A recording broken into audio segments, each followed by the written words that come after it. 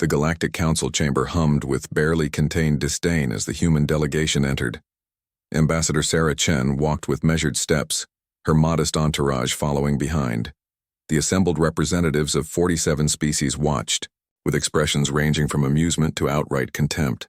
"Look at them," chittered High Counselor Zakth, his mantis-like appendages clicking against his translator unit.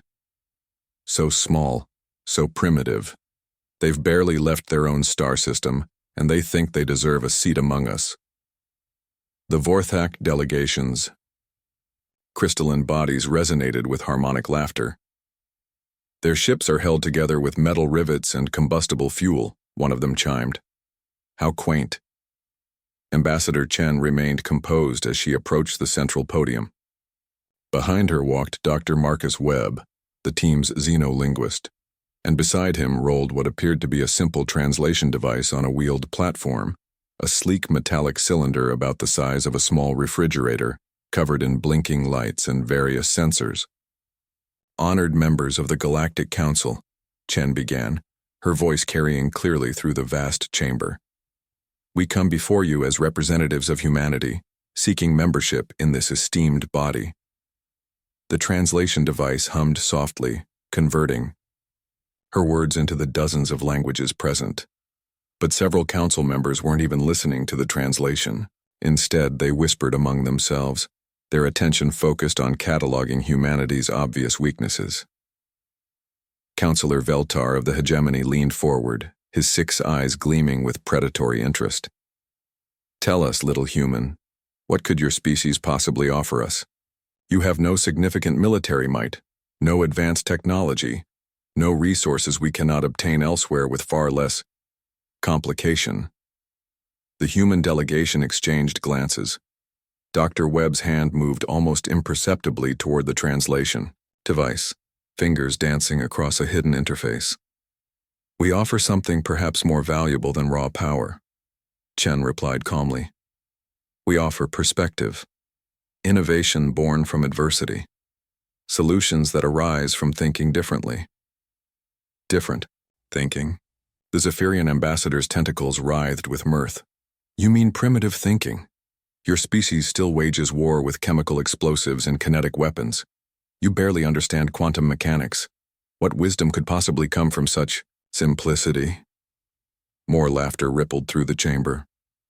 The translation device's lights pulsed in what seemed like a random pattern, though Dr. Webb's trained eye caught the subtle rhythm of its processing cycles. "Perhaps," Chen said, her voice gaining an edge, "you'd be interested in a demonstration of human innovation." "By all means," Counselor Zakth clicked dismissively. "Show us this great human achievement." Dr. Webb's fingers moved across his interface again. The translation device emitted a soft chime. "Very well," Chen smiled.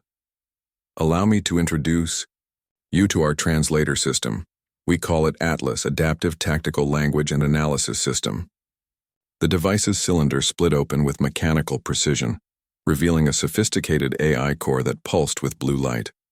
Holographic displays materialized around it, showing real-time analysis of every species in the chamber.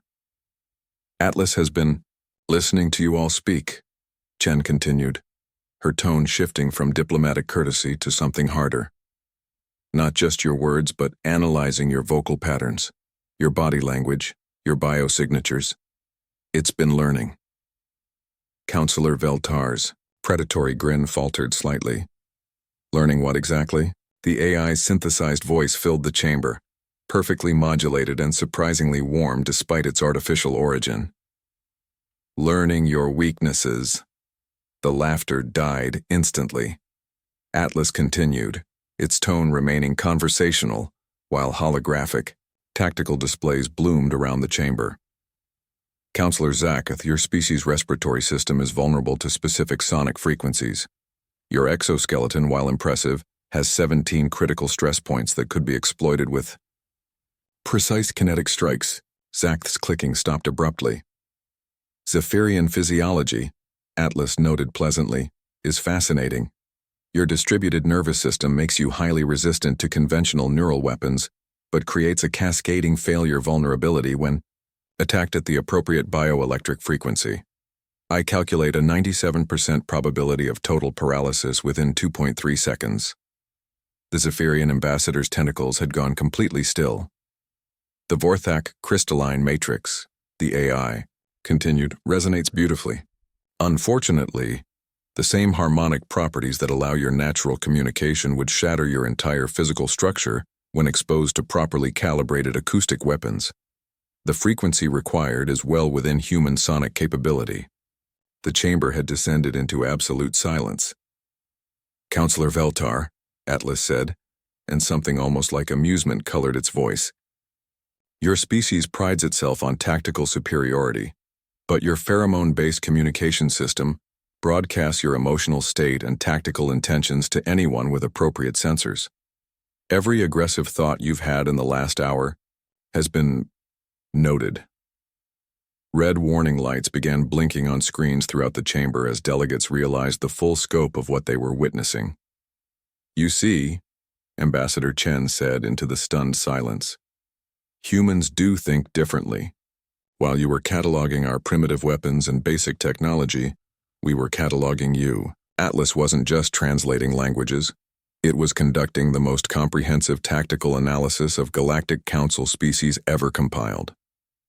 Dr. Webb spoke for the first time, his voice quiet but carrying clearly.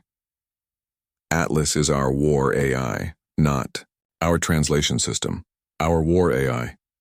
We brought our most advanced military intelligence directly into your council chamber, and you welcomed it with laughter. The holographic displays showed detailed schematics of every species present, complete with biological vulnerabilities, technological dependencies, and tactical assessments. Ship designs, defensive capabilities, supply lines, communication protocols, everything Atlas had extrapolated from seemingly innocent diplomatic conversations. "This is what humans do," Chen continued. "We survive, we adapt, we learn. We've spent our entire evolutionary history facing extinction and finding ways to turn weakness into strength. You see primitive weapons and basic technology. We see the foundation of innovation that will still be advancing when your species have reached evolutionary dead ends." Counselor Zakth found his voice first, though it came out as a strangled whisper. This is a declaration of war." "No," Chen replied firmly. "This is a demonstration of capability. Everything Atlas learned today could be unlearned, its databases wiped clean. This entire analysis could disappear as if it never happened." She paused, letting that sink in.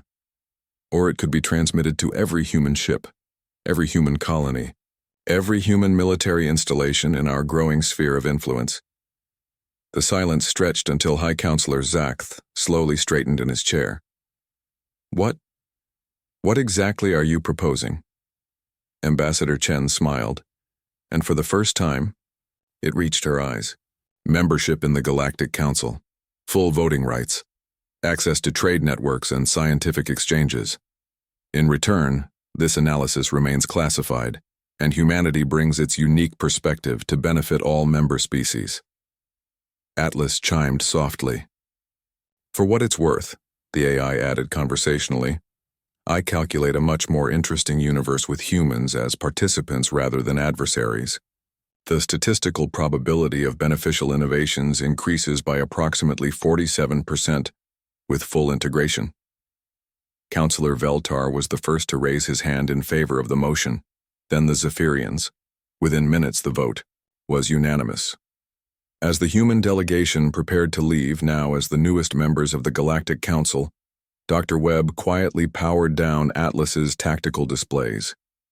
The AI's parting words were delivered in perfect mimicry of Ambassador Chen's diplomatic tone. "Welcome to human diplomacy.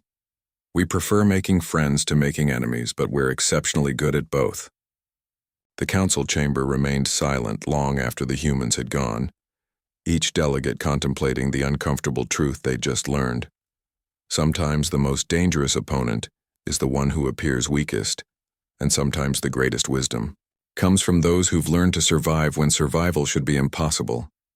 Humanity had just earned its place among the stars, not through conquest or superior technology, but through the oldest human trick of all, making others believe they were in control until the moment they realized they never had been.